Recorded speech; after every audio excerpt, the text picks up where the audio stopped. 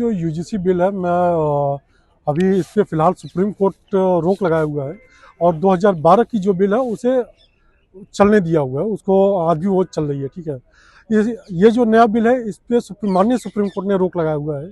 ये कह के यहाँ पे जो भी था इसमें अगर मान लीजिए कोई SC ST बैकवर्ड कम्युनिटी से अगर कोई आरोप लगाता है तो इनमें इसमें जो है इन्वेस्टिगेशन का पार्ट ही नहीं है।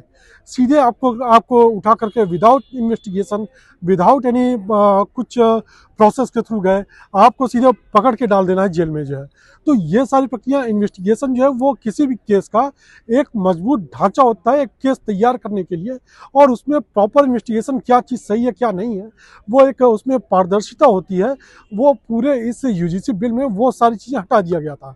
आप किसी भी जाति विशेष धर्म को किसी भी चीज़ से वंचित नहीं किया जा सकता है। सबको फंडामेंटल राइट्स, मौलिक अधिकारों में से है पढ़ना लिखना, और ये हमारे संवैधानिक अधिकार है, फंडामेंटल राइट्स। ठीक है, लेकिन आप इससे किसी को वंचित नहीं कर सकते। लेकिन अगर हम उसकी बात करें कि आप किसी वर्ग को आप आगे बढ़ा रहे हैं और किसी वर्ग को आप रोक रहे हैं तो कॉलेजेस में या स्कूलों में, तो वो जहाँ तक मैं समझता हूँ और हमारे जो साथी हैं वो सब इसी बात को मानते हैं कि ये अनुचित नहीं है। इन्हीं सब विशेष पहलुओं को ध्यान में रखते हुए माननीय सर्वोच्च न्यायालय के चीफ जस्टिस उन्होंने इस पे जो है यूजीसी के उस पर रोक लगाया था, और पुरानी जो कि हमारा रूल था यूजीसी का 2012 का नियम उसे उसे पुनः लागू किया हुआ था।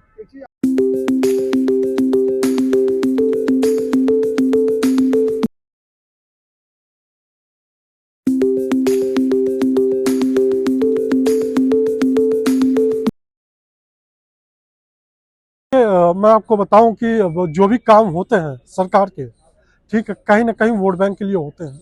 कुछ मैं आपको एक चीज़ बता दूं, कुछ वर्ग हैं जो सरकार से दो पहलू होता है, किसी पहलू से लोग खुश होते हैं तो किसी पहलू से वो दुखी भी होते हैं। ठीक है, तो कुछ चीज़ें ऐसी है जो सरकार खुश करने के लिए आम जनता को करती है, मैं आपको स्पष्ट रूप से बताऊंगा। लेकिन हमें सिर्फ सही की ओर ध्यान नहीं देना, हमें कोई भी चीज़ कोई भी नियम अगर लागू कर रहे हैं तो हमें उसमें क्या सही है क्या गलत है। और उससे अभी आप यूजीसी वाले मैटर पे आप सुने होंगे कि एक परिवार के जो है 25 लोग थे, अभी फिलहाल में रोक लगने के बाद 25 लोग थे, उन्हें फर्जी किसी मामले में SC ST मामले में फंसा करके उन्हें जेल भेज दिया गया। ये मैं नहीं बता रहा हूँ, मैं तो चश्मदीद नहीं, प्रेस के थ्रू और मीडिया के थ्रू, अखबारों के थ्रू पढ़ने में आया है। तो आप देख सकते हैं कि कैसे किसी भी नियम का जो है ये सब दुरुपयोग करते हैं। तो आप एग्जाम्पल देख सकते हैं, उदाहरण के तौर पे मैं आपको बताना चाहूँगा। इन्हीं सब चीज़ों को माननीय सर्वोच्च न्यायालय ने, माननीय न्यायाधीश महोदय ने ध्यान में रखते हुए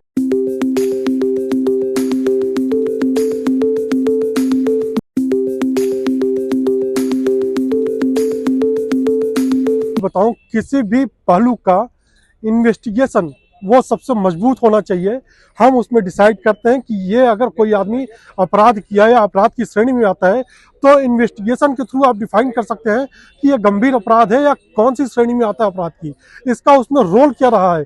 जब हमें रोल के बारे में नहीं पता होगा या सिर्फ वो ये सह-अभियुक्त है या क्या उसने ऐसा काम किया है, किसके कहने पे काम किया है, कौन कौन था, हमें जब इन सब चीज़ों के बारे में, पूरी घटना के बारे में पता ही नहीं होगा तो हम कैसे उसको हम निर्दोष साबित करते हैं और कैसे हम उसको सजा दे सकते हैं। ये तो हम नहीं समझते कि ये एक ट्रांसपेरेंसी आएगी या पारदर्शिता इसमें है, और ये बिल्कुल भी लागू नहीं होना चाहिए। तो मैं तो जहाँ तक समझता हूँ इन्हीं सब चीज़ों को ध्यान में रखते हुए माननीय सर्वोच्च न्यायालय ने इस पूरे नियम पर रोक लगाया है।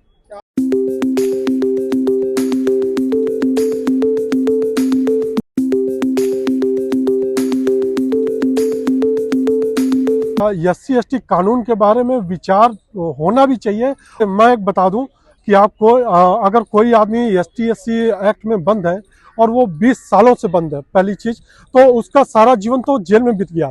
अब वो अगर ओल्ड एज में निकला तो वो क्या कमा पाएगा, क्या कर पाएगा, न परिवार को समय दे पाया जो उसका महत्वपूर्ण समय था, न तो उसको परिवार को दे पाया, न तो अपने बच्चे को दे पाया, न बीवी को दे पाया।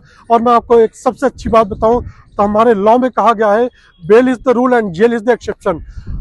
जमानत हर किसी का अधिकार है, जेल एक जब आप आरोपी पाए जाते हैं तो ये एक क्या कहते हैं, वो एक्सेप्शन होता है कि आपको जेल में उठा दिए गए, लेकिन जमानत का अधिकार आपको है और आप जमानत के लिए अप्लाई करते हैं। अगर आप निर्दोष हैं, अगर आपके खिलाफ कोई एविडेंसेस नहीं है और आप इन्वेस्टिगेशन में आपको गलत नहीं पाया जाता है, तो आप बिल्कुल आप जा सकते हैं, अपना जमानत के लिए अप्लाई कर सकते हैं और आप बेल के लिए अप्लाई कर सकते हैं और बेल आपको मिलेगी।